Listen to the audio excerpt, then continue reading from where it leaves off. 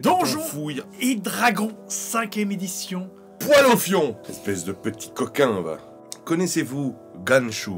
Touiou. Pour ceux qui connaissent les précédentes aventures, oui, il est toujours puceau.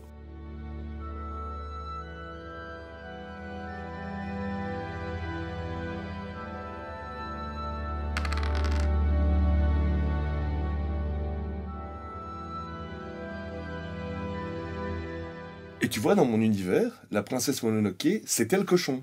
Ah oui, c'est pour ça qu'on a entendu Gruc Gruc. Voilà. Hey, les genres. Bonjour ou bonsoir si vous êtes à table. Comment vous allez? Pas bien, hein. Non, Pour l'instant, hein. personne va bien. Moi, j'ai envie d'aller chez le coiffeur, je peux pas. Non, moi non plus. Mais heureusement, on peut continuer à faire... Ah mais non, on peut pas continuer à faire des jeux de rôle. Oh, c'est Bah, si, plus ou moins. Ah, par Internet. Mais grâce à Internet. On va encore en parler. On va encore en dire du mal, je pense. Non. On va en dire du bien parce qu'on est content, parce qu'on est la zone geek. Et on est là pour vous apporter une bonne dose de vitamine X. Retour avant de venir au sujet lui-même, je veux juste deux petits remerciements. Je remercie... À la Pédieu, qui est une très bonne bière. Attends, juste avant les bières, je ne sais plus exactement le nom de la personne qui m'a envoyé ça, mais un espèce de petite présentation d'un futur jeu de rôle qui s'appelle 27C, où tous les joueurs jouent un seul personnage qui se multiplie, et donc chaque joueur joue une version du même personnage. Et ce personnage s'appelle 27C. Et donc à venir, je crois qu'il va faire un crowdfunding, si j'ai bien compris. Et j'ai aussi reçu de Larousse le petit manuel d'initiation au jeu de rôle, ce qui est exactement ce à quoi vous vous attendez. C'est une présentation, qu'est-ce que c'est un jeu de rôle, avec un petit scénario d'introduction super simple. Bah, c'est des beaux bouquins. Ça, ce sont les remerciements des trucs qu'on m'a envoyés. Dit-il en les balançant par terre comme si c'était des crosses de chien. Non, bravo Gilus. Vraiment, merci beaucoup. Tiens, t'as gagné ta bière, mais de peu. Hein. Et donc, Pédieu. Alors, la Pédieu, oui, c'est la bière du jour. Une bière très forte, si je me souviens bien, 10 degrés. C'est toi qui l'as amené. Oui. J'espère que ça va pas péter dans tous les sens. On va finir complètement sous. Ça a l'air d'aller. Parce que j'ai déjà des mauvaises surprises. Tu m'as déjà vu. J'avais acheté des Goliaths. Et tu m'as vu quelques fois en jeu de rôle m'enfouir avec la Goliath qui...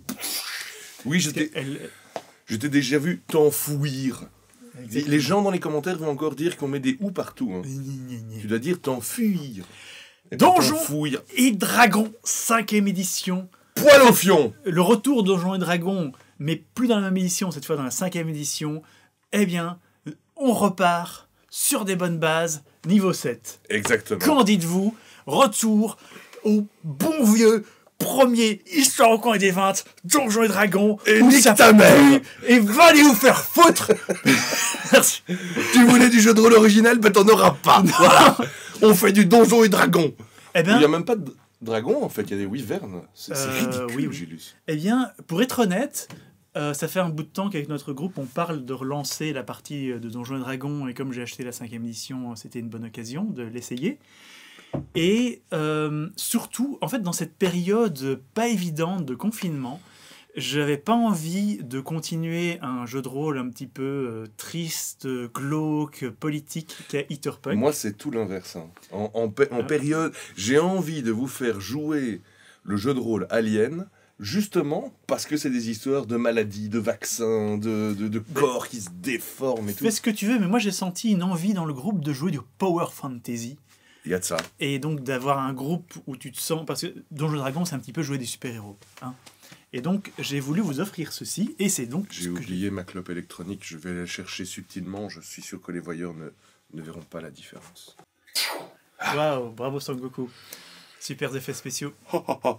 D'ailleurs, en parlant d'effets spéciaux, il faudrait qu'on vous parle d'un truc, mais on va pas encore en parler. Mais on a une surprise sous le... Une gilusserie qui nous attend au coin du marché aux ordures du monde de l'imaginaire. Oui. Et donc, Donjons et Dragons, 5e édition, on a recréé les personnages du groupe de l'époque. Et on va vous les représenter parce qu'à un moment, on s'était dit, allez voir les vidéos XY, mais ça fait 8 ans qu'on vous les a présentées. J'allais dire, ça fait...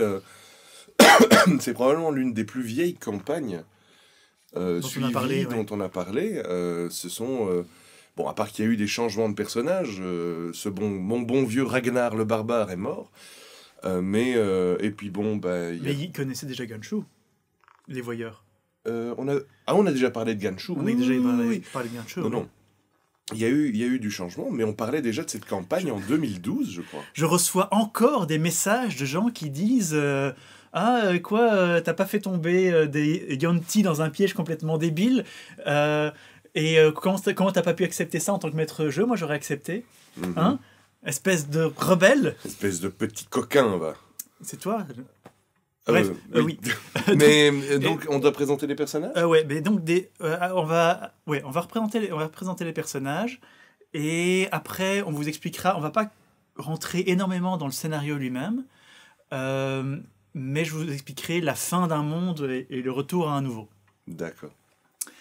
Et Je suis ultra perturbé par la tête de Mr Bean là en bas où il a pas de nez. Oui. C'est elle. Bref, normal, on dirait un Pac-Man. Mr Bean, Rowan Atkinson n'a pas de nez, en vrai. Il a pas de nez. Donc, Bon, bref. On commence par quel personnage? c'est toi le joueur, vas-y, décide. Ah bah alors j'ai commencé par mon personnage. Connaissez-vous Ganshu? Touiou. Un moine forgelier. Parce que oui, ça existe, les moines forgeliers. À l'époque, quand Ragnar le barbare est mort dans des circonstances bien tristes, Ragnar s'est fait manger la cervelle par un flageoleur mental qui lui a croqué sa pauvre cervelle, qui n'était pas très nourrissante, hein, il n'avait pas beaucoup d'intelligence. Exact. Je me suis dit, je vais jouer le personnage le plus absurde que je puisse imaginer. Et donc, il y avait des forgeliers, c'est-à-dire des créatures qui sont faites... Comment dirais-je? Ce sont pas des humains, ce sont des créatures dont la chair est en végétal. Ce sont des espèces d'hommes-arbres à la Groot, mais en plus, ils ont une peau en métal. Ils ont un peu une gueule d'armure mouvante, d'armure vivante, mais en fait, leur corps est plutôt végétal, et c'est toujours été une race un petit peu... entre deux. Est-ce que ce sont des purs humanoïdes? Est-ce que ce sont un petit peu des constructs? Et nanana. La 5e édition a dit, ok, on s'en fout, maintenant ce sont des humanoïdes, voilà. Et c'est tout. Et donc, je voulais non seulement une race un peu zarbi, et puis je voulais aussi une classe un peu zarbi que j'avais jamais joué. Donc j'ai choisi moine, et me voilà avec un forgelier moine. Et je pense savoir quand même créer un personnage qui est pas mal intéressant. Oui, oui. Il a plus de personnalité que beaucoup d'autres personnages du groupe. C'est-à-dire que d'un point de vue purement règle, quelque chose que je ne m'étais pas rendu compte, dont je ne m'étais pas rendu compte quand j'ai créé ce personnage, c'est que le moine est un personnage dans Donjons et Dragons qui n'est pas du tout à la merci de son équipement, comme peuvent l'être d'autres classes. Ça vous a bien aidé, vous a bien aidé plusieurs fois dans le scénario actuel. Oui. Tu te bats à main nue et tes poings sont considérés comme des armes magiques. Oh my god, c'est trop bon. T'as pas vraiment besoin tu peux pas porter d'armure. Et de toute façon, étant un forgelier, j'ai déjà une armure naturelle.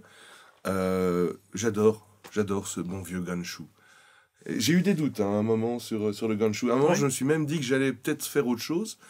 Un bon gros paladin avec des grosses moustaches qui veut brûler tout le monde sur le bûcher aurait été pas mal, mais non, me voilà avec un expert en arts martiaux, disciple de l'école de la patate du forain. Est-ce que tu te souviens la voix de moine que tu suis? C'est pas la paume lumineuse. C'est l'école de la paume ouverte. La paume ouverte. Mais j'appelle ça l'école de la patate de forain. C'est celle-là qui te permet que à chaque fois que tu frappes quelqu'un, il tombe, il est projeté, des machins comme ça. On va vous raconter un petit peu la combo qu'ils ont créé. C'est pas toujours facile en tant que maître de jeu. Non, mais franchement, parce que quand tu as relancé ce Donjons et Dragons, enfin quand tu as lancé la 5e édition, je me suis dit tiens, tant qu'à refaire mon personnage, essayons de le rendre un peu plus velu. Et j'étais sur internet et j'ai fait une recherche, la classe moine dans Donjons et Dragons 5e édition. Les premiers trucs sur lesquels je suis tombé, c'était le moine est-il vraiment la pire classe de Donjons et Dragons? Je me suis dit crotte. Tout le monde va toujours dire ça. De toute façon, on s'en fout un petit peu. On n'est pas des min-maxeurs non plus. Sauf Gigi. Sauf Gigi. Mais donc voilà, et donc je suis assez content de mon bon vieux Ganshu, qui a changé d'alignement la peine. T'étais pas loyal neutre déjà avant? Avant, je crois que j'étais chaotique bon. avec Genshu. Ah, il est beaucoup plus loyal neutre. Et maintenant, je suis totalement loyal neutre, à savoir... c'est pas un personnage... Le loyal neutre n'est pas un personnage très sympa, hein, dans le fond. Moi, j'aime bien, mais c'est un petit peu l'alignement des inquisiteurs. Oui, c'est ça. C'est ok, je me fous de... Amonator...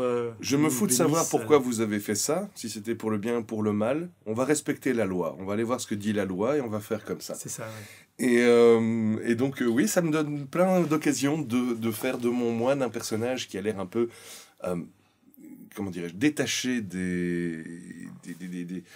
du bien et du mal. Et parfois un peu froid. Et justement, avec le forgelier, ça va bien, parce qu'il n'est pas humain lui-même, il a un peu cette apparence de robot. Enfin bref, je suis très content de mon petit Genshu. Mais Ouais. qui va nous... Et puis ça rentre bien dans la campagne, on va en parler après. Ah bah voilà. Bah, écoutez, on a parlé de Gigi. Gigi, lui, il reprend son Tokotepec. Tukotepec, donc qui vient d'une culture un peu amérindienne, comme ça, un petit peu un casse-tech, truc bidule. Un casse-tech. Un casse-tech. En C'est un vrai. castar, casse-tech. C'est un castar, c'est dans un casse-tech. Et dans l'édition oui, voilà, dans la 3.5, il était multiclassé guerrier psioniste. Psychopathe, ouais. Et je lui ai dit, je veux plus de multiclassé. Je trouve que avec les voies que tu peux te choisir, tu peux déjà un petit peu, entre guillemets, te multiclasser. Et donc, il a décidé de faire un pur psioniste. Et vous allez me dire, oui, mais la classe psioniste n'existe pas dans la 5e édition. Eh Eh bien, ben non, petit faisant. il y a un bouquin non officiel, mais très très bien fait, sur les psionistes qui est sorti, en anglais uniquement, qui s'appelle, je ne sais plus, La voix du psioniste. Vous cherchez psionique. La voix du tricheur. Voilà. Et bouquin très bien foutu, relativement équilibré. Moi, je le trouve un petit peu trop bourrin. Gigi le trouve un petit peu pas assez bourrin. Au final, c'est plutôt bien équilibré. Et donc, lui, en fait, sa grande spécialité d'avant, c'était vraiment les pouvoirs de téléportation. Mais avec les nouvelles règles, il n'a pas vraiment accès à ces pouvoirs comme il le faudrait. Donc, pour le moment, il est plus en pur dégâts. Mhm. Et il a ça en commun. Voilà, vous êtes vraiment, on va présenter ça, le groupe de Glass Cannon, comme on disait. Le groupe de Glass Cannon. Vous êtes oui, un groupe c'est qui a vraiment pas de tank, qui a pas de gros guerriers ou ce genre de choses, mais par contre, vous faites des dégâts de malade. Bah écoute... Avec pas beaucoup de points de vie, par contre. Personne n'a beaucoup de points de vie. on le sait, et c'est à toi. Si j'étais maître de jeu, moi justement, à un moment, je mettrais un grand méchant qui joue là-dessus. Alors, un truc, c'est que vous n'avez jamais vraiment combattu de personnages intelligents qui pouvaient un petit peu gérer, ok, je vais attaquer le magicien dans le dos et des trucs comme Parce ça. que Quand ils font face à des trolls, ben, ils attaquent et les trolls sont butés. dans ce groupe, le seul qui se rapproche plus ou moins d'un guerrier, c'est moi. Et Florian. Et Florian, dont on parlera tout à l'heure. Et toi, t'as pas de point de vue. Moi, le truc, c'est que le soir où j'ai recréé mon personnage, Gilus me dit, bah écoute, soit tu lances les dés pour savoir combien de points de vie tu as, ou alors je te mets la moyenne. Et je me suis dit, comme toujours, je n'ai pas besoin de la moyenne parce que ma bonne étoile veille sur moi, comme toujours. Et j'ai fait un résultat odieusement bas. C'est vrai. Et donc mon guerrier a moins de points de vie que le mage, je crois. En fait. Je sais plus. T'as genre 34 points de vie au niveau 7, quelque chose comme ça. J'ai 37 points de vie 37. dans Donjon Dragon au niveau 7. Ça pue du fion. Voilà. Et donc, il y a des pouvoirs qui permettent de compenser. Hein. Je me trimballe toujours avec des bouteilles de potions de soin. Ouais. J'ai un pouvoir qui permet de, à la Dragon Ball, me refaire mes forces et regagner des points de vie. Mais quand même, ouais. Au final, en fait, on a un groupe qui, une fois l'assaut principal, qui est toujours ultra brutal, une fois qu'il est passé, après ça pue du fion. Ça peut puer du fion. Vous avez eu plusieurs moments où vous avez vraiment eu chaud. Donc, un moine forgelier, voilà, un psioniste humain. Ah oui, et donc j'allais dire, comme quelqu'un d'autre sur lequel nous allons revenir très bientôt, il a la grosse capacité qui est absolument géniale et qui change tout, de pouvoir, quand il fait des dégâts de zone, il peut immuniser ses copains. Ah bah bien sûr. Et donc ça change tout, parce que moi je me souviens quand on jouait à ADD2, La boule de feu, c'est beaucoup de dégâts, sauf que c'est pratiquement impossible de l'utiliser sans cramer tes copains. Mais Eh absolument. ben, ici, et Gigi et le mage, que nous avons présenté maintenant, peuvent immuniser leurs copains et donc ils balancent leur boule de feu où ils veulent. Ouais. Et le mage, c'est Moustache. C'est Gilliam, un vieux pilier du groupe. De comptoir. Non, pas du comptoir, un Non. pilier du groupe depuis le départ, hein, le magicien elfe de Moustache, qui est un elfe qui lance des boules de feu. C'est un magicien elfe, niveau 7 toujours, comme tous. En fait, on peut résumer nos personnages à chaque fois à une phrase.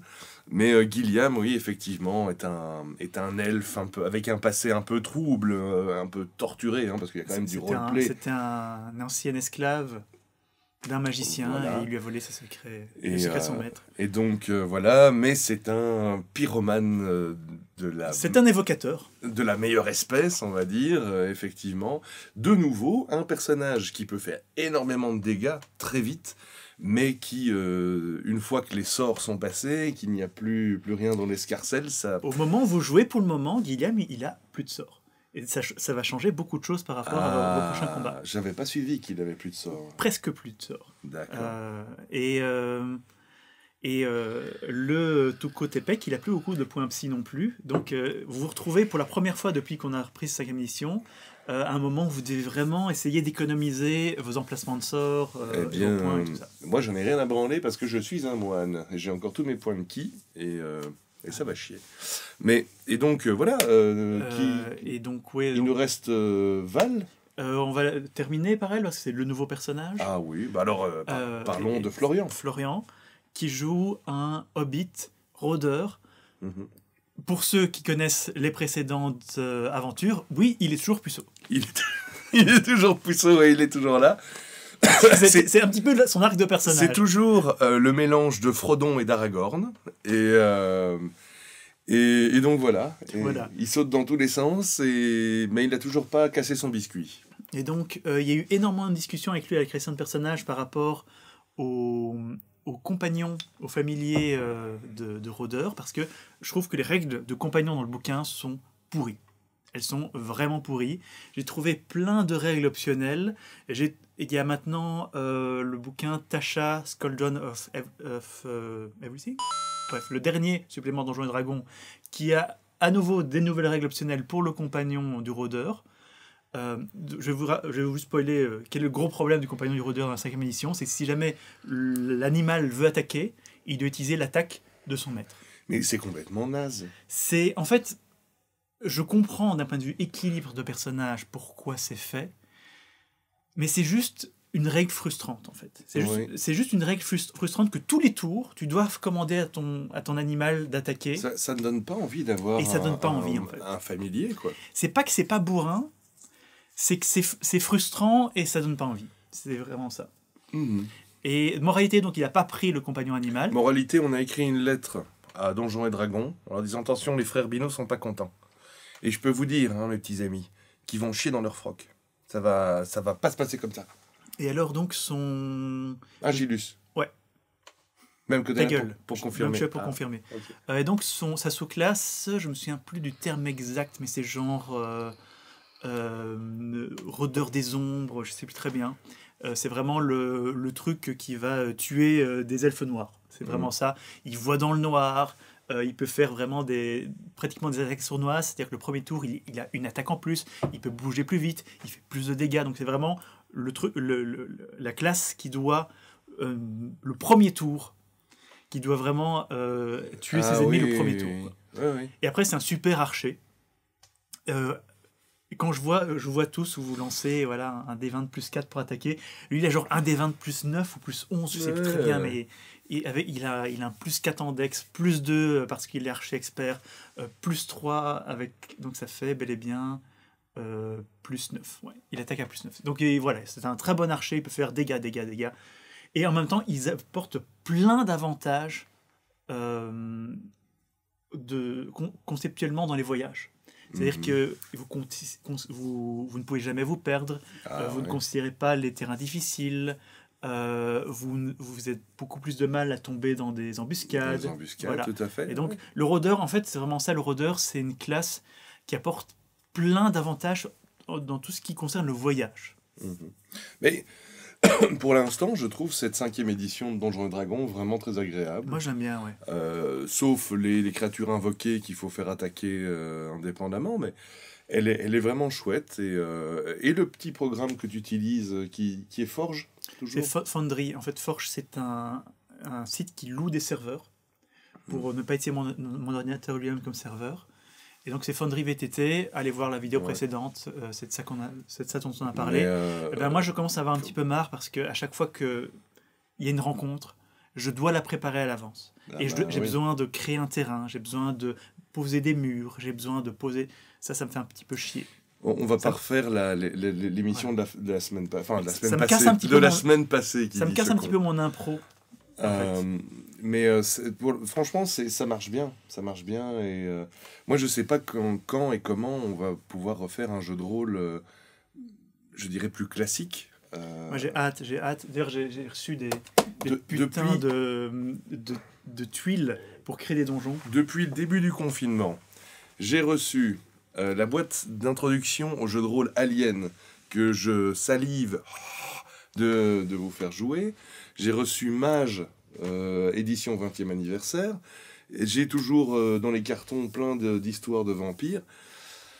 On va essayer de mettre tout ça en place et de vous donner du jeu de rôle. Mais la vraie question, Gilus, c'est avec toutes ces histoires de Covid, de se laver les mains toutes les 20 minutes et de mettre du gel hydroalcoolique, j'ai les mains extrêmement sèches. Est-ce que tu as une crème que tu me conseillerais ? Eh bien, justement, la crème jus de cul, c'est la crème parfaite pour... la crème jus de cul, c'est pas de la merde. Non, je sais pas ce que tu... Bref. Voilà, donc... Dernier personnage. On commence... Ah ben oui, non, il reste Val. Ben oui. Val, je suis désolé. Qui, lors de l'édition précédente, jouait une barde du nom de Lila. Ouais. Elle en avait marre, elle voulait changer de personnage, on en parlait déjà. La joueuse. Oui. Le personnage n'en avait pas marre de sa propre existence. Non. Mais donc, Val m'avait déjà dit qu'elle voulait changer de personnage, elle s'amusait pas trop avec. Et donc, elle a créé un nouveau personnage qui est un tabaxi. Donc, c'est son espèce d'homme-chat, qui est une tabaxi druide. Donc, une femme-chatte. Une femme-chatte, tout à fait. Et ça te fait rire, ça. Gamin. Oui. Et donc, elle joue une tabaxi druide spécialisée dans le cercle, je sais plus comment, mais donc qui est spécialisée dans les transformations animales. Et tout ça est bien pratique, parce que on n'a jamais eu de prêtre dans ce groupe. Si, il me semble que Petite Flo, à l'époque, jouait une prêtresse... elle jouait une prêtresse, c'est vrai. Gnome, je crois. Tout à fait, il y a longtemps. Absolument. Non, parce qu'il y a ça vous manque un prêtre dans ce groupe. Je suis désolé, dans Donjons et Dragons, il y a la Sainte Trinité, quoi. C'est le guerrier, le prêtre et le magos. Et avec ça, tu peux faire tout ce que tu veux.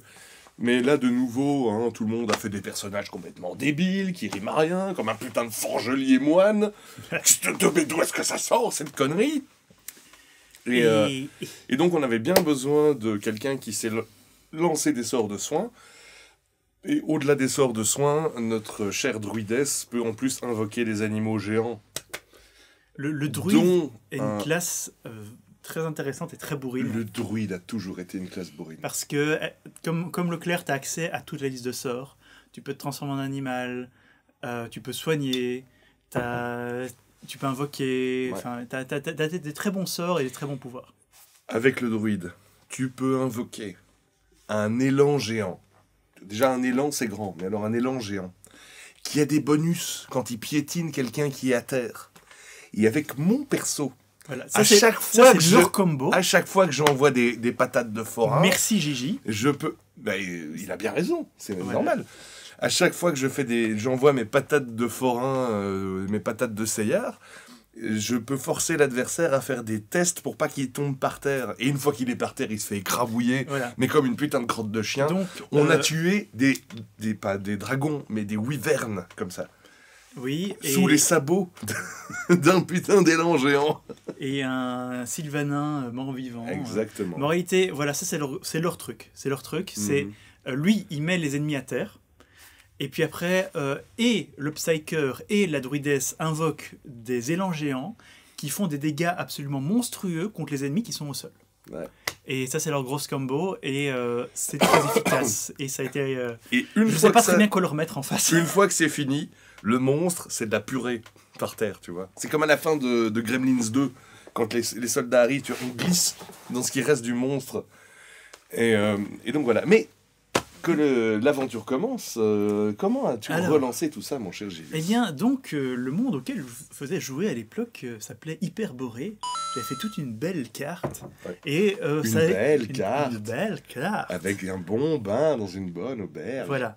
Et donc, ça a fini par beaucoup tourner autour d'une ville géante qui s'appelait Héraclie, qui était une espèce de Rome. Et honnêtement, quand j'ai pensé à relancer Donjons et Dragons, je me suis dit, Héraclie, je n'ai plus envie, ça me casse les couilles. Et je me suis dit, mais j'ai tous ces suppléments, j'ai tous ces scénarios, et ça tourne toujours un petit peu autour de Royaumes oubliés. Ok, au fond, Hyperborée, c'est un faux Royaumes oubliés. Donc autant les amener directement dans les Royaumes oubliés, encore que c'est une version perso. Et donc nous avons commencé par la destruction de mon monde. J'ai recommencé exactement au moment où vous étiez arrêté, c'est-à-dire que vous aviez été téléporté un moment dans l'espèce de truc Inca, où vous aviez rencontré le personnage de Gigi, où vous aviez tué des Yanti. Et donc vous étiez revenu à Héraclie, et le gros suspense à la fin, c'était que la tombe de Ragnar le barbare s'était fait violer, oui, ils ont violé sa tombe. C'est une histoire qui n'aura jamais de dénouement. Probablement pas. Ouais. Et donc, c'était le truc, forcément, j'avais des idées de Ragnar le barbare mort-vivant, des trucs comme ça. Vous avez recommencé à ce moment-là, vous étiez en vue d'Héraclie, et le monde s'est détruit. Ouais. Le monde, c'est littéralement... Raconte-moi comment tu l'as vécu. Qu'est-ce que tu as vu? Raconte ta version des choses aux gens.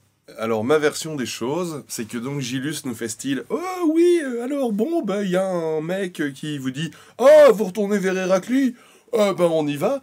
Et je me disais, mais il me semble que Gilus avait dit qu'il allait un peu rebooter son univers. Et donc, ça s'est fait littéralement, à savoir que on est sur la route. Et puis à un moment, la Terre se fend en deux. On se retrouve sur des îlots de terre, tu vois, et tout le monde est en mode « What the fuck? What the fuck ?» Et puis tu nous expliques que le monde collapse complètement. Ouais, voilà, se détruit. Et donc vous descendez, et j'aime beaucoup cette comparaison, je vous ai dit, vous tombez en dessous, comme un glitch dans un jeu vidéo, où vous voyez le monde au-dessus de vous qui est en train de se détruire. Effectivement. Et vous vous retrouvez dans les limbes. Et donc on est dans un espèce de tunnel qui nous amène vers une autre dimension, puisque notre monde a été détruit. Et au moment où vous êtes un petit peu dans le néant... Et pendant qu'on est dans le néant, d'ailleurs, le personnage de Moustache, l'elfe mage, pète un câble et tue notre barde d'un sort en disant traîtresse ou je ne sais plus trop quoi. Parce que donc l'idée c'était on avait tellement parlé de Donjons et Dragons dans nos vidéos Histoire au coin des 20 qu'on avait spoilé beaucoup de choses que j'avais mis en place. L'une d'entre elles étant que le personnage de Gilliam était dominé par un flageur mental. Et il y avait aussi une histoire qu'il y avait un grand méchant qui s'appelait le Chaisier qui devait... Et j'avais mis en place un personnage qui allait être tué par le Chaisier, qui était votre... Tu m'as raconté. Voilà. Ça, et donc, je voulais repartir à zéro. Donc, tout ce que j'avais mis en place, je l'ai annulé. Et donc, j'explique à Moustache que son personnage, Gilliam, quand il est déconnecté de la domination de son maître, il lui fait péter les plombs, ses yeux deviennent noirs, et il balance un éclair sur Lila et la tue. Et vous réveillez dans Foundry, donc l'espèce de programme, dans un petit rond, dans un puits. Un petit rond où vous ne voyez rien. Oui, tout à fait. Et donc nous sommes téléportés dans un nouvel univers que nous ne connaissons pas, et nous sommes au fond d'un puits. Et donc ça commence... J'ai bien aimé... En fait, c'est ça qui est beau, c'est la simplicité de ce départ. Vous êtes dans un puits qui fait 8-10 mètres de profondeur. Comment vous montez ? Et vous entendez des cris. Et on entend des cris, il y a de la baston en haut. Et donc... Alors, il y a des personnages qui sont complètement perdus. Ah oui, et on n'a plus d'équipement. Vous êtes nus. Vous On est êtes complètement nus. tout à fait. Vous êtes à moitié point de vie parce que vous avez été flagellé par les vents de magie. Mais il nous restait le coffre à pattes. Et il vous restait juste le coffre à pattes. À ce moment-là, vous ne le voyez pas encore, il était à l'extérieur. C'est le seul objet que je vous ai laissé. Et donc, encore une fois, je ne peux que dire... Là, on voit, tu vois, le groupe qui est complètement... On n'a plus d'équipement, on n'a plus rien. Alors, le guerrier te fait... Oui, mais moi, j'ai plus mes armes magiques. Et puis, t'as le mage qui te fait... Oui, mais moi, j'ai pas appris mes sorts. Eh ben, qui c'est qui sait faire des trucs à ce moment-là? C'est Bibi, c'est le moine. Le moine, il a pas besoin d'équipement. J'avais tous mes points de ki, et donc, en plus, T'avais moitié de point de ki, mais ça te suffisait, quoi. T'as blindé en dextérité, donc hop, je grimpe, je sors... Et on se rend compte qu'un village qu'on ne connaît pas est attaqué par des gobelins. Malgré que vous étiez niveau 7, je voulais revenir aux bonnes bases. Mais bien sûr, tes histoires commencent toujours par des gobelins qui martyrisent des enfants. C'est vrai. Donc, et puis là-dessus, on a commencé à étaler les gobelins sur le sol de la ville comme du beurre sur une tartine. Eh bien, honnêtement, j'ai cru que j'avais mis pas mal de gobelins. Il y en avait 25, je crois. Voilà, et donc je pense, j'ai cru qu'avec vos moitiés points de vie, vous auriez un petit peu de mal. Ah ben, ça n'a pas du tout été le cas. Non, du tout. Vous les avez massacrés très facilement. Et donc, tout le monde a réussi à sortir du puits, on a tué les gobelins, le maire de la ville nous a fait « Oh, merci de nous avoir sauvés, aventuriers !» Et puis, du coup, on se rend compte qu'on... Alors, et puis, le maire de la ville nous fait « Mais vous venez d'où comment ça se fait que vous étiez dans notre puits ?» Et puis, on n'a aucune explication à donner, forcément. Ouais. Et on l'a joué un peu en mode on vient d'une autre dimension, mais pas trop en fait, parce qu'il voulait pas. Non, vous n'avez pas trop expliqué en fait. Vous n'avez pas trop expliqué. Vous disiez que vous veniez de loin et qu'il y avait une histoire magique. On venait loin du sud. Oui, on lui a dit qu'on venait très très loin du sud. Ah oui, les terres de. Ce qu'ils ne savent pas à ce moment-là, c'est que donc ils sont dans un petit village aux alentours de Neverwinter. Mm-hmm. Et alors là, je vais juste vous expliquer un petit peu quelle est ma... Neverwinter, comme le jeu vidéo? Oui. Oh. Juste vous expliquer un petit peu ma variation, mon propre monde de Forgotten Realms. C'est que j'ai toujours été assez intrigué et j'ai toujours beaucoup aimé le côté un petit peu magico-punk de... c'est pas pour rien que j'ai créé un jeu de rôle qui s'appelle Hitterpunk. Mais j'ai beaucoup aimé le côté magico-punk du monde de Eberron, qui est vraiment très poussé. Je connais pas Eberron. C'est un autre un truc parallèle de Forgotten Realm, où c'est vraiment du steampunk, mais dans le monde de Donjons et Dragons. Mais où, à la place d'un gros carburateur à la vapeur, tu remplaces ça par une pierre magique. C'est vraiment ça. Et donc j'ai voulu reprendre des éléments d'Eberron, et surtout je voulais avoir la classe des artificiers dans mon jeu. Et donc, mon principe, c'est que le Neverwinter de mon jeu est très différent de celui que vous connaissez, où la ville a été reconstruite. J'ai pris plusieurs éléments de tout ce que j'aimais bien, en fait. Et la ville a été reconstruite sur deux grands principes. C'est la technologie et la foi. Et moralité, c'est une ville où il y a des armes à feu, où ils fabriquent des forgeliers, où il y a des artificiers. Et en même temps, ils sont très croyants pour Amonator, qui est le dieu du feu. Et en fait, ils sont tellement croyants qu'ils interdisent un petit peu les autres religions. Du coup, si moi maintenant, demain, je me paye le supplément Neverwinter, c'est pas ça n'a rien à voir. Ça n'a rien à voir de ce que tu me fais jouer. Parce que j'ai pas joué au jeu vidéo Neverwinter Night. Donc je sais pas du tout. Je me suis dit, il a été pioché cet univers-là. Alors, l'un des principes de Neverwinter, c'est que quelques années avant qu'on est censé jouer à la 5e édition, il y a eu un tremblement de terre et la ville s'est un petit peu fissurée en deux. Au début, dans le bouquin de la Côte des Épées, ils disent « Oui, mais on a bouché ça avec de la magie ». Et donc moi, en fait, j'ai simplement dit « Non, il y a toujours un énorme trou où ils minent du soufre. » Et donc il y a toute une partie de la ville qui pue le soufre, qui est vraiment la partie de la ville dégueulasse, mais grâce à ça ils font des armes à feu et ils utilisent ça pour évidemment tous leurs trucs. Elle est très bien ta version de Neverwinter, Julius. Et voilà, et j'ai fait plusieurs quartiers, et donc nous avons la technologie, la foi, Et la gastronomie, on va en reparler. Ah oui. Et donc, on sauve la ville des gobelins, on se fait un peu alpaguer par des mousquetaires qui nous disent ouais, vous êtes qui Voilà. Et il y a les mousquetaires. Et le jour de la mort de Sean Connery, tu nous as mis un mousquetaire qui avait la gueule de Sean Connery. Extraordinaire, Gilus. Voilà, c'était là, je te tape sur le dos avec tout le respect que tu mérites. Merci. Qui avait la gueule de Sean Connery dans Highlander. Et donc, du coup, je sais plus exactement. Alors, je savais que vous adoriez votre bâtiment dans Héraclée, qui était un bordel. Mm-hmm. Et donc, je me suis dit, ok, je vais vous donner un gros pitch pour que vous ayez à nouveau votre bâtiment, que vous allez pouvoir forger un petit peu comme vous voulez. En plus, j'ai des suppléments pour avoir des règles particulières par rapport à ce genre de choses. Et donc, il y a un noble local qui vous dit ah oui, mais vous savez, quand on voyage... Je peux pas vous payer en argent, mais je peux vous payer avec un bâtiment qui m'appartient dans la capitale. Évidemment, bien sûr, quelle bonne idée. C'est une bonne occasion de vous envoyer à Neverwinter comme ça. Absolument. Et donc, je vous dis, voilà, je peux vous donner un ancien bâtiment qui est un petit peu vétuste, à condition que vous débarrassiez, quand je viens à ma zone de campagne environ, il y a les sœurs Banshee, qui tuent des gens. Il y a des fantômes dans la forêt. Voilà. Donc il y a deux sœurs elfes incestueuses Banshee. Je les ai appelées les sœurs blanches, voilà, simplement. Oh. Et donc je me dis, ok, 2 Banshee, je me demande s'ils vont crever face à 2 Banshee. En soi, c'était un des combats les plus intéressants. Le combat a été rapide. De nouveau, le combat a été rapide, mais il a été très mortel. Hein. C'était intéressant parce que c'était 2 groupes à nouveau, pas très résistants, mais avec plein de pouvoir. Oui. Parce que, donc, forcément, vous acceptez, à nouveau, vous n'avez aucun équipement. Tout ce qui vous reste, c'est donc le bagage, comme dans Discworld. C'était donc à la place de leur avoir donné l'éternel sac sans fond de Donjons et Dragons, je leur ai donné le bagage de Discworld. Donc c'est un coffre à pattes qui les suit, qui est un sac sans fond.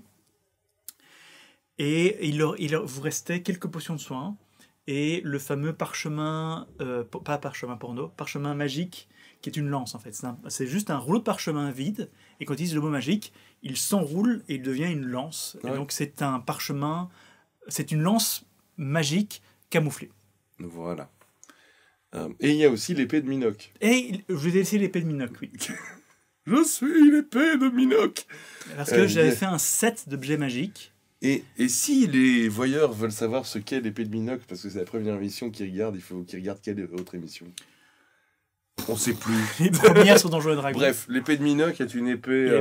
Et je vais laisser les cartes de Minoc aussi. Est une épée enchantée qui n'a pas beaucoup de pouvoir, à part qu'elle parle et elle gueule. Et elle détecte les autres objets de Minoc. Et elle détecte les autres objets. C'est un set. Et je vais laisser un autre objet du set aussi. Ce sont les cartes de Minoc qui sont des cartes à jouer. Qui permettent de tricher. Qui permettent de gagner à tous les coups. Ouais. Mais quand tu utilises, tu as une addiction. Et tu ne peux pas t'empêcher d'arrêter de jouer jusqu'à ce qu'on te traite de sale tricheur. Bref, attends, on en était où? Le combat contre les 2 Banshees, il a été relativement rapide, si je ne me trompe pas. Première chose, la Banshee, il y en a une qui crie. Il y a toi et Gigi, on est à terre, on est à côté. En fait, le truc, c'est pas compliqué.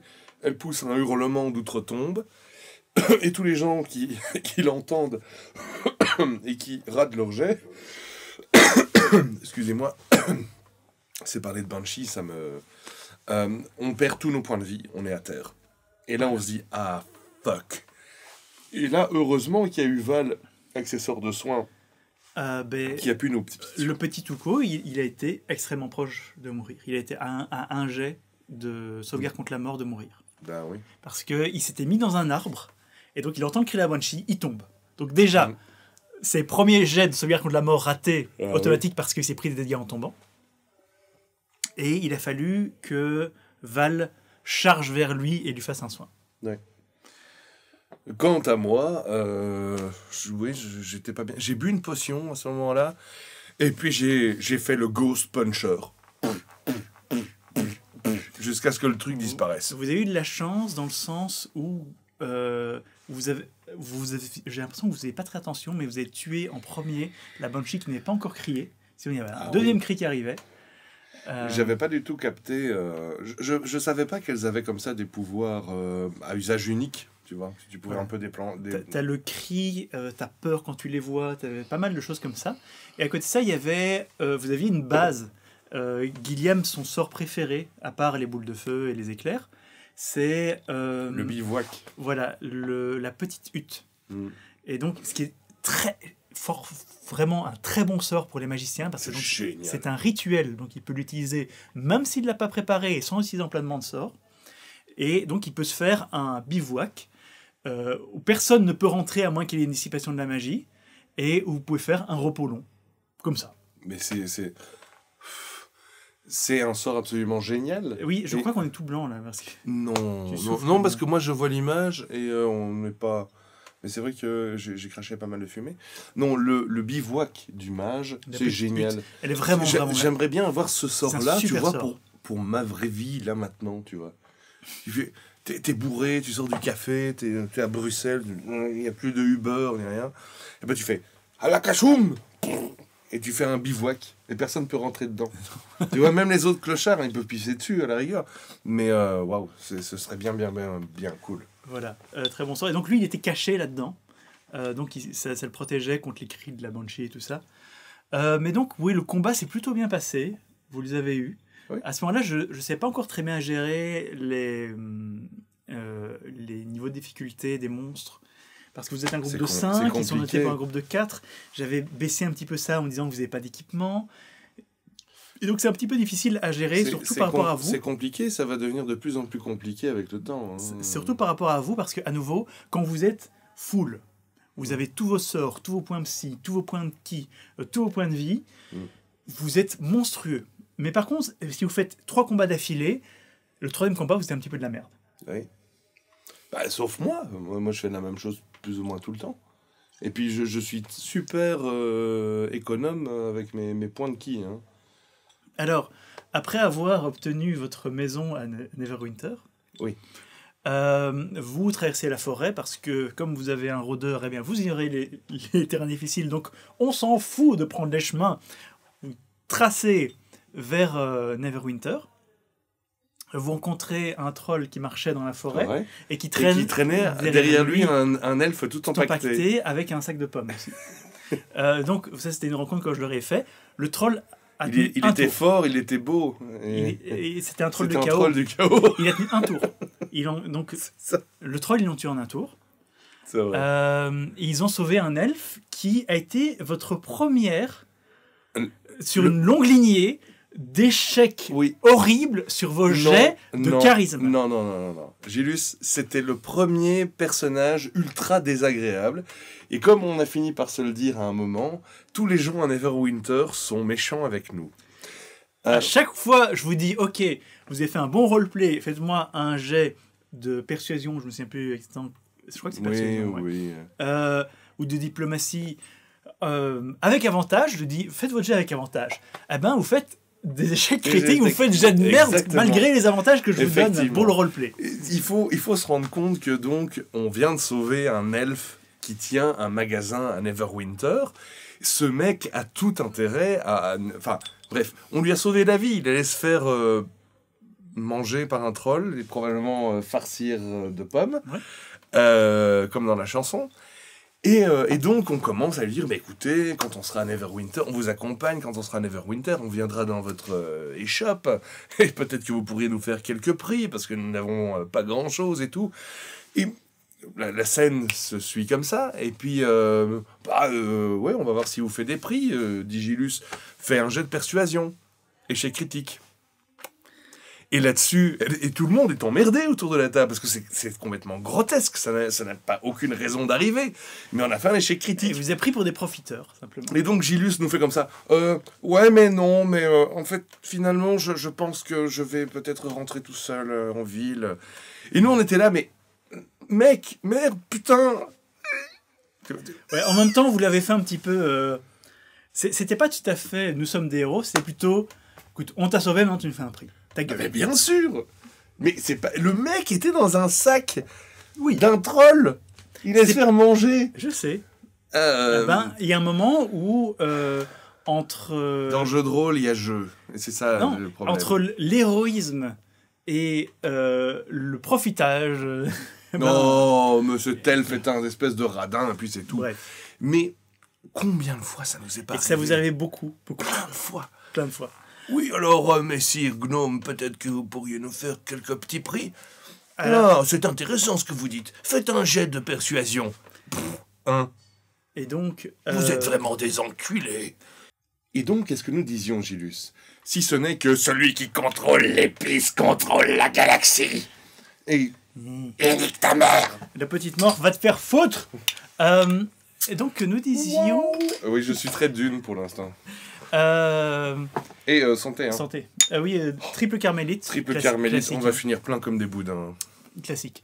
Mes pauvres amis, vous allez voir des choses Donc, abominables. pour Neverwinter, ce Neverwinter technologique, donc j'ai un petit peu divisé la ville en plusieurs quartiers. J'ai vraiment redessiné la carte de la ville. Et je me suis beaucoup inspiré. Alors, pour les joueurs de Donjons & Dragons 5e édition, allez voir ce que fait Kobold Press. Kobold Press, c'est ce sont les plus professionnels des amateurs qui font des suppléments non officiels de Donjons & Dragons. Et ils ont fait plusieurs bestiaires qui sont formidables. Mais formidables. Et c'est entre eux de ce bestiaire dont j'ai sorti tout ce qui est créatures mécaniques, parce qu'ils ont tout un côté, dans leur univers, ils ont tout un côté mécanique, les univers, les mondes parallèles mécaniques. Et donc, les gardes mécaniques qui sont dans la ville, ils viennent de là. Ah, les fameux robots. Et l'archidiable Mammon vient de là aussi. Donc, ouais. Excellent. Euh, J'ignorais de ça. Maintenant, je sais où je peux aller spoiler tout ce que tu vas nous mettre dans tes aventures. Alors, je vous ai pas trop cassé les couilles avec le côté... tu es un forgelier, tu es censé avoir un maître. Non, mais en fait, mon cher Gilus, parce que donc, effectivement, on arrive dans ce nouvel univers, et il y a un autre forgelier dans le village. Je reviens un peu dans le temps. Dans le village, il y a un forgelier qui est en train de biner ses raves. Oui, c'est juste, dans le village. Oui, et je me dis, hé, un frère, yo, un frère forgelier.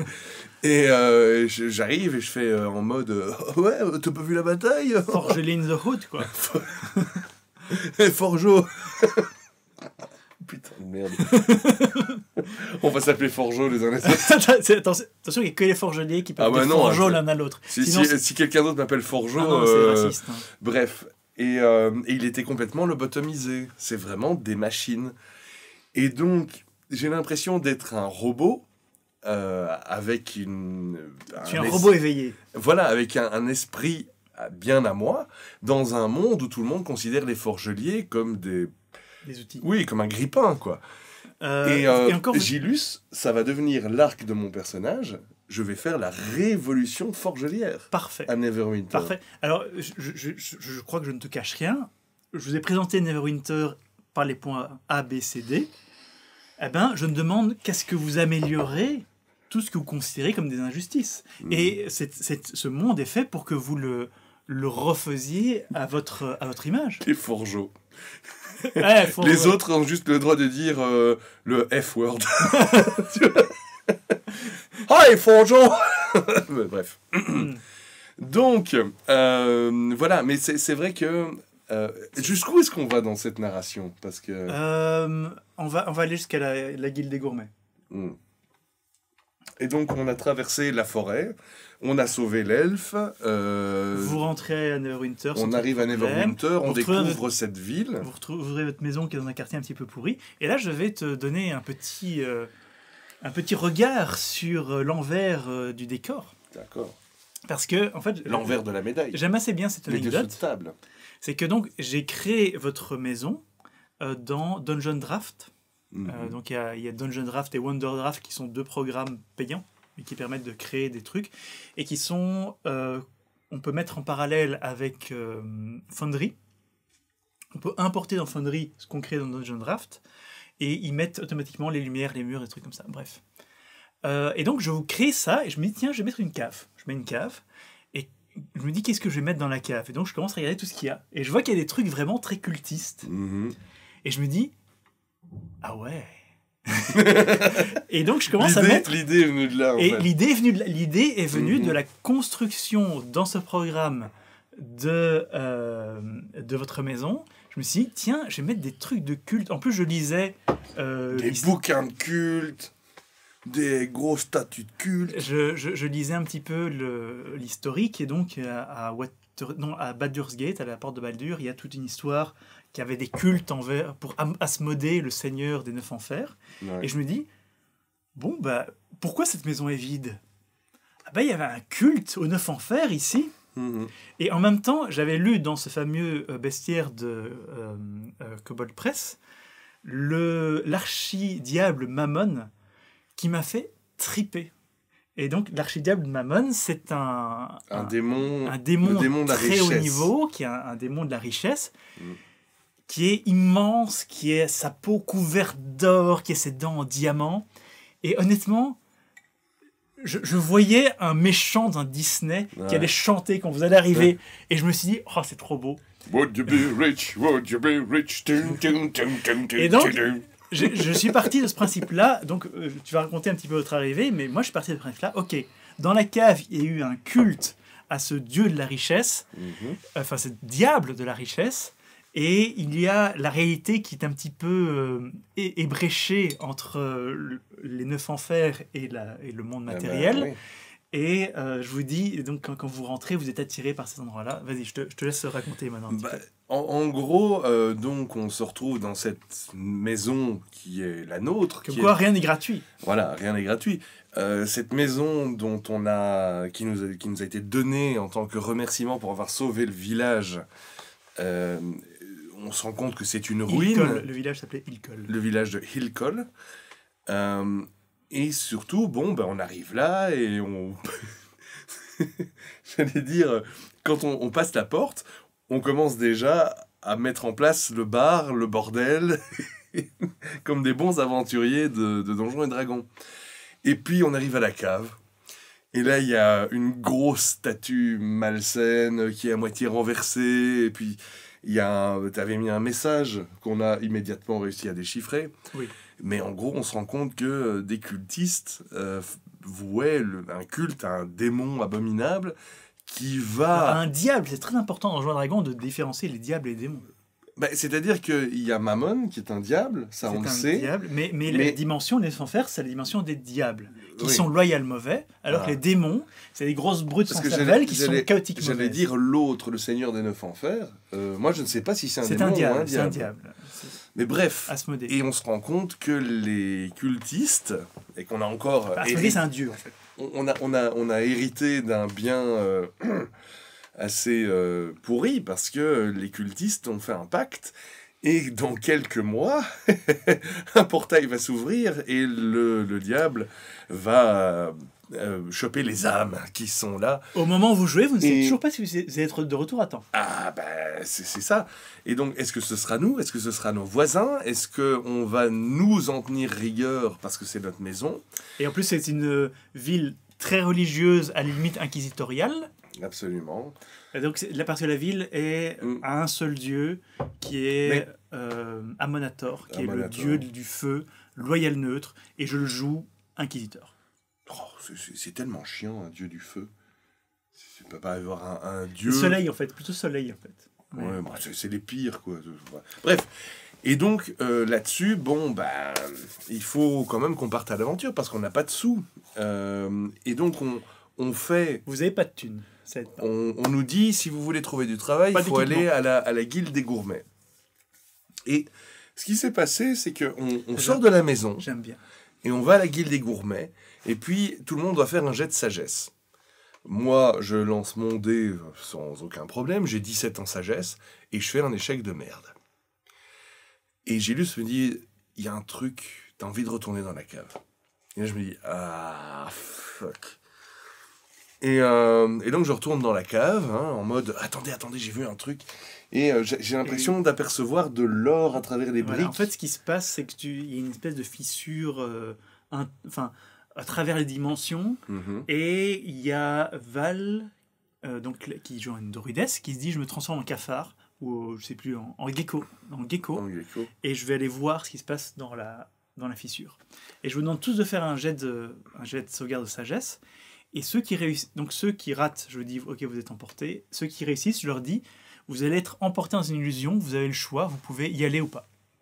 Et moi, j'ai dit non. Je sais plus qui d'autre a dit non. Et donc, il y a quelques-uns qui ont été emportés dans une négociation avec un diable, qui vous a dit, vous avez besoin d'argent ? Mais voilà, c'est ça. Et j'ai vraiment voulu la jouer. En fait, la scène que j'ai en tête, mais... Il fait déborder sa bière, celui-là. Ok. Bon, pendant qu'il est puni et qu'il nettoie, je vais raconter la suite. Et donc, voilà, la scène que j'ai en tête à ce moment-là, c'est la scène du crabe géant qui adore l'or dans Moana.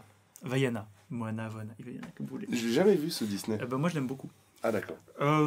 Et donc, il y a une espèce de démon crabe souterrain qui adore l'or.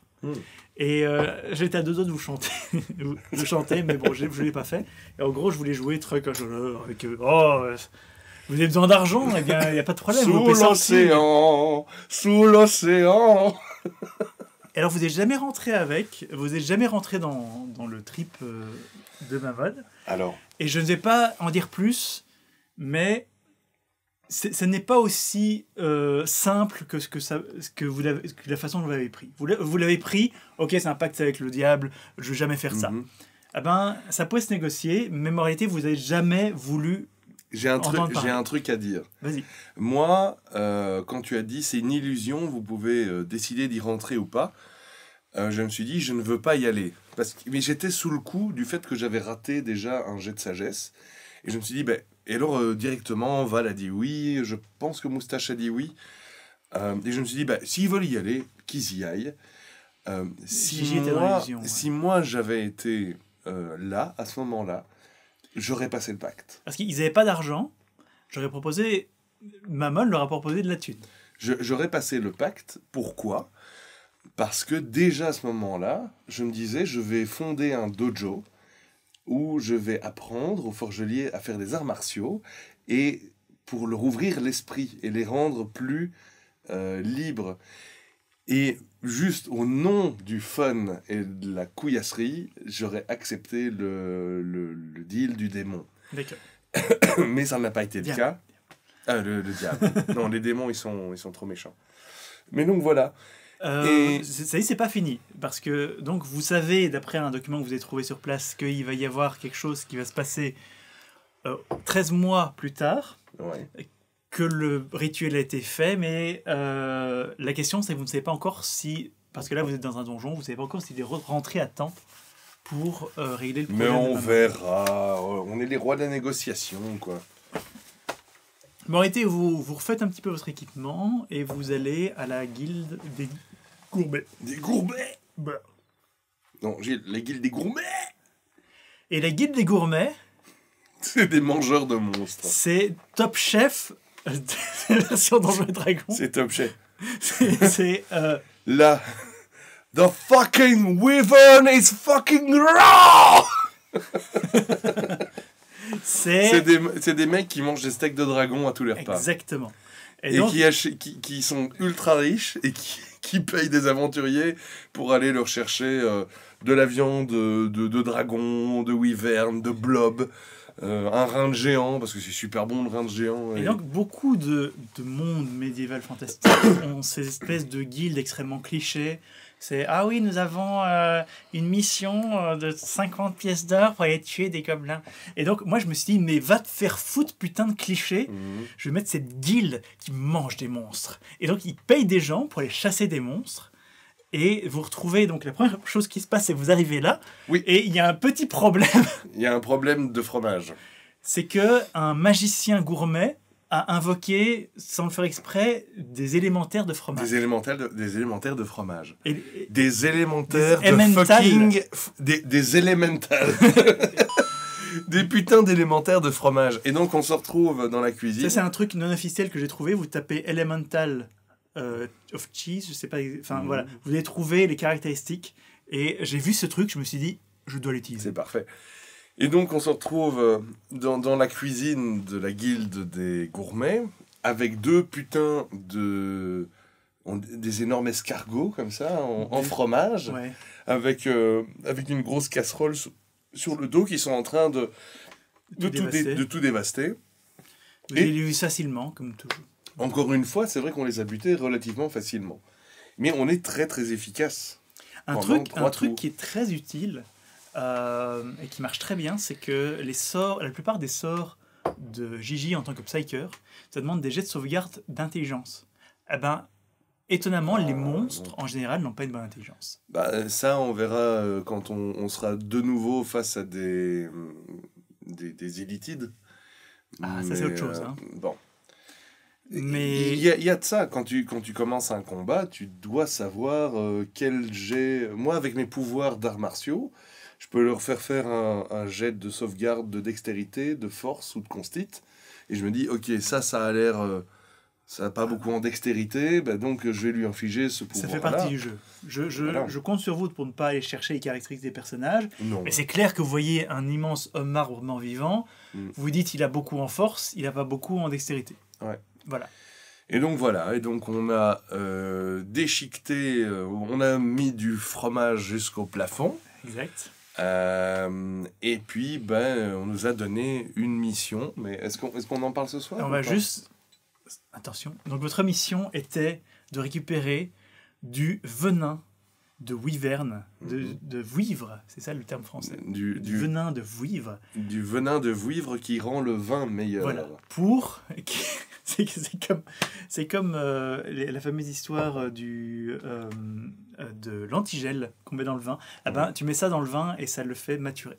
Et donc, vous aviez besoin de venin de vouivre. Et je vous dis, voilà, vous gagnez autant d'argent. Et là-dessus, on vous dit, à la semaine prochaine. Et s'il y en a plus, eh ben, vous aurez plus d'argent.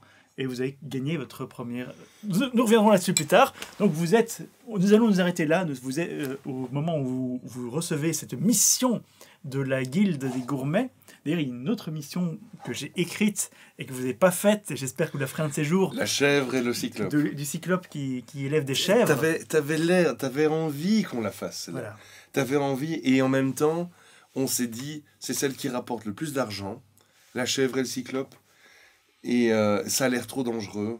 Elle est moins dangereuse que... Après, je vais peut-être un petit peu le changer, mais c'est moins dangereux que le scénario que vous faites actuellement. Ah bon? Ouais. Et donc, pour le moment, on va pas trop spoiler, mais pour le moment, ils font une campagne qui existe, qui est trouvable en ligne, qui est le laboratoire de Quelich. Mais nous allons nous arrêter là au moment où la guilde des gourmets vous donne cette mission d'aller choper du venin de wyvern, de vouivre. Ouais. Et... Ah oui, c'est dur, hein. Vous la sentez venir à la fin. C'est déjà une bonne vidéo, là. Hein. On a du temps, hein. Vous aimez bien, à chaque fois que c'est plus d'une heure, vous regardez. Je sais. Mais bien sûr. Mais on va essayer de pas trop tarder pour vous apporter la suite de ces aventures. Globalement, 5e édition. Globalement, 5e édition, j'aime bien. J'aime beaucoup. Moi, j'aime bien. Beaucoup plus simple. J'ai pas l'impression d'avoir une fiche de personnage qui ressemble à un truc pour remplir ses impôts. C'est pas toujours évident. Je vois, il y a certains joueurs qui ont du mal, mais c'est normal, je les balance niveau 7 dans la 5e édition. Et il y a des choses qui sont pas flagrantes. Regarde les deux fiches entre la 4e et la 5e édition. La 3.5. Où je vais avant. Entre la 3.5 et la 5, il y a une fiche qui est quand même nettement plus aérée, qui est beaucoup plus simple, plus facile. Les pouvoirs sont mieux gérés. Enfin, moi, je trouve que cette simplification est vraiment bien. Moi, je l'aime bien. Et le genre de choses qui me déplaisait quand je l'ai lu, mais qui me plaît quand je le joue, c'est genre, quand tu dors, tu récupères tous tes points de vie. C'est pas logique. Mais ça fait que les groupes ne sont pas obligés d'avoir un putain de prêtre. Parce que dans le 3.5, il y a de ça. Tu dors, tu récupères quelques points de vie. Eh ben, si t'as pas de prêtre, le matin, t'es pas en forme et c'est la merde. Moi, je suis contre ça. Moi, je suis un pro-prêtre. Je te jure, je suis un pro-prêtre. Mais pour moi, tu dois pouvoir... Tout groupe doit pouvoir être valide. Non. Ça me fait penser... Tu dois faire un groupe où ce sont que des bardes, ça doit être valide. Ça me fait penser à Guild Wars 2 et au fait qu'à un moment, le prêtre, dans Guild Wars 2... Dans Guild Wars 2, les prêtres ne servent à rien parce que tout le monde, chaque classe a un pouvoir de soin. Et Je suis désolé, je suis un vieux puriste. Pour moi, c'est la Sainte Trinité. Le guerrier, le mage, le prêtre. Tout groupe doit être viable, et je trouve que la 5e édition rend ça très bien. Non! J'en ai assez que les gens aient trop de liberté. Eh ben, t'as qu'à jouer un paladin au lieu d'un moine. Quoi, tu peux pas soigner avec ton moine? Si, mais j'ai un pouvoir qui me soigne au moi. Mais tu peux pas soigner les autres? Peut-être plus tard, non? Ah, ça, je sais pas, j'ai pas vu les autres pouvoirs qu'ils ont. Mais je sais me soigner moi, et ça me fait penser justement à ce système où tout le monde a son petit sort de soin. Ça fait que c'est pas bien, c'est mal. Ça dit, Lupercal, j'en ai assez que ces gens aient tous de liberté. Le rôdeur peut soigner aussi. Ah, nein! Je veux des groupes traditionnels des années 80. J'emmerde les groupes traditionnels, et si vous voulez faire un groupe avec que des... c'est quoi les warlocks maintenant? C'est les sorciers en fait. Parce que les warlocks, c'est les sorciers, je crois. C'est un truc où je me perds un petit peu dans Donjons & Dragons, c'est que tu as les enchanteurs, les magiciens, les wizards, les enchanteurs, les warlocks. Et je sais qu'ils ont chacun leur particularité, mais c'est quand même un petit peu... Ça se regroupe un petit peu. Et donc, il y a des moments où je me dis, est-ce que ça devrait pas être une seule classe, tout ça? Les meilleurs, c'est les warlocks. Il faut d'ailleurs écouter la chanson I Rule the Ruins du groupe Warlock avec Doro, très bon. Eh ben, je n'ai jamais joué un Warlock, un sorcier, et je n'ai jamais eu un groupe où on joue un Warlock. Et ça peut être très intéressant parce que c'est un personnage qui, dès la création, il a son patron, donc celui qui lui donne ses pouvoirs, qui est un gros bagage historique pour lui-même, donc pour son propre historique, son background, et je trouve ça très bien en fait. Putain, ça y est, on commence à être bourré. Mais j'ai aucune idée de ce que sont les Warlocks dans... Les Warlocks, basiquement, ils ont un peu des pouvoirs de magiciens, mais ce qui est très important, c'est qu'ils obtiennent leur pouvoir de par un dieu... d'Cthulhu. Un dieu mauvais, quoi. Pas forcément, en fait. Tu peux venir tes pouvoirs d'une fée, d'un céleste. Ça doit être un petit peu neutre, et ça doit être un petit peu une forme d'esclavagisme.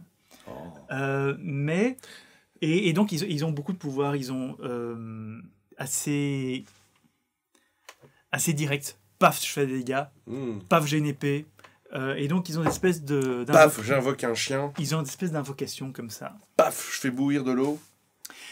Paf, je réchauffe mes spaghettis. Voilà. Et bien voilà. Et écoutez, on va rester là et on fera la suite. Parce qu'on commence à être bourré. Mais la suite va arriver bientôt. Et voilà, mon cher Gilles. Dernier mot à rajouter. Là, on a plus à raconter. On n'a toujours pas fait Rêve de Dragon. Eh ben non. Même si on a plus à raconter sur l'univers que sur les parties. Mais Rêve de Dragon, c'est trop violent. Les voyeurs vont avoir peur. Non. Alors, il faudrait qu'on raconte le Rêve de Dragon version Rick et Morty. ça peut être sympa. Mais donc, ouais, non, franchement, c'est quand même un plaisir, Donjons & Dragons. Là, j'ai vraiment envie de jouer. Donjons & Dragons est un plaisir et doit le rester. J'ai vraiment envie de jouer autour d'une table. C'est frustrant pour moi. Tout à fait. Mais je sais, Gilles, je sais. Mais c'est quand même du plaisir. Et c'est un power fantasy. Donc c'est vraiment le côté, t'es un super-héros médiéval. Et c'est pas mal. Eh bien, on clôt l'épisode ? C'est parti. Eh bien, c'était Norgueul et Julius, et je vous dis, rentrez chez vous. Rentrez chez vous. Qu'est-ce que vous faites là ?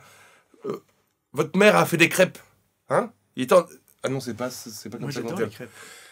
Et sur ce, on vous dit à la prochaine. Et moi je dis, faites du jeu de rôle, même en confinement, et bye bye bye bye.